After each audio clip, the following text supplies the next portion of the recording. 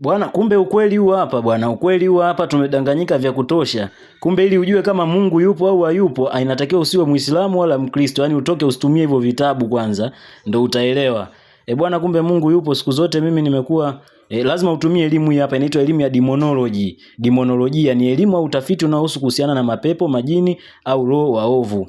Umeona? Sasa ukitumia hii, kumbe bwana, shetani mwenyewe anaamini Mungu yupo. Yaani mimi nakaga nasema Mungu hayupo, kumbe shetani mwenyewe anajua Mungu yupo aisee. Na yeye ndo anayetudanganya. Hebu nione hapa. Anasema kwanza kwamba mada za somo hili hapa wanasoma asili ya mapepo topic ya kwanza, madaraja na muundo, tabia na kazi zao, na utoaji wa mapepo topic ya mwisho. Sasa hapa kwenye asili ya mapepo, ngoja tuachane na hiyo, nataka inapothibitisha kwamba Mungu yupo. Na haya majalada kwa wale wanaoyataka, haya majalada yapo, yana F77 tu, narushiwa soft copy yako sasa hivi. Tabia yao anasema kushambulia na kudanganya. Mapepo hawaelezi kama viumbe wanaotumia nguvu na mabavu pekee. Kwanza ni ushawishi wa ndani, huweka mawazo mabaya na tamaa au tamaa kwenye akili ya mtu na kumfanya amini mawazo hayo ni yake mwenyewe, mfano kumshawishi mtu kufanya uhalifu, ulafi au usaliti. Demonolojia wanaeleza kuwa mapepo mara chache hujionyesha katika sura zao za kutisha, badala yake hujigeuza kuwa viumbe wenye nuru, warembo tena, na roho wa ndugu waliokufa ili kupata uaminifu wa mtu. Okay. Kutumia udhaifu wa mtu. Hawashambulii ovyo, wanatafuta mtu mwenye hasira kali, upweke, tamaa ya fedha. Tamaa ya fedha hapo sasa. Hofu kubwa, okay, hatua kwa hatua. Huanza usumbufu mdogo kama kukosa usingizi au ndoto mbaya. Una kama kila sehemu nipo hapa. Anyway, anasema kazi yao pia uharibu akili na hisia. Kazi yao kuu hawa anasema uchochea hisia kama vile hofu iliyopitiliza, mfadhaiko, wivu, chuki na kumfanya mtu ashindwe kuwa na amani, kuvunja mahusiano na jamii, migogoro ya ndoa. Mbona kama kila sehemu nipo, sababisha magonjwa na udhaifu. Kihistoria magonjwa yasio na majibu ya haraka kama kupooza, upofu wa ghafla uchukuliwa kama okay, sawa.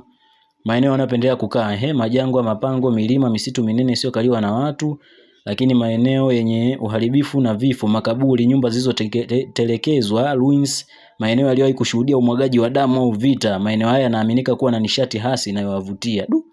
Okay, njia panda. Anasema njia panda huchukuliwa kama mipaka kati ya ulimwengu walio hai na ulimwengu wa roho. Ndiko mikataba ya siri na mapepo inakofanyika.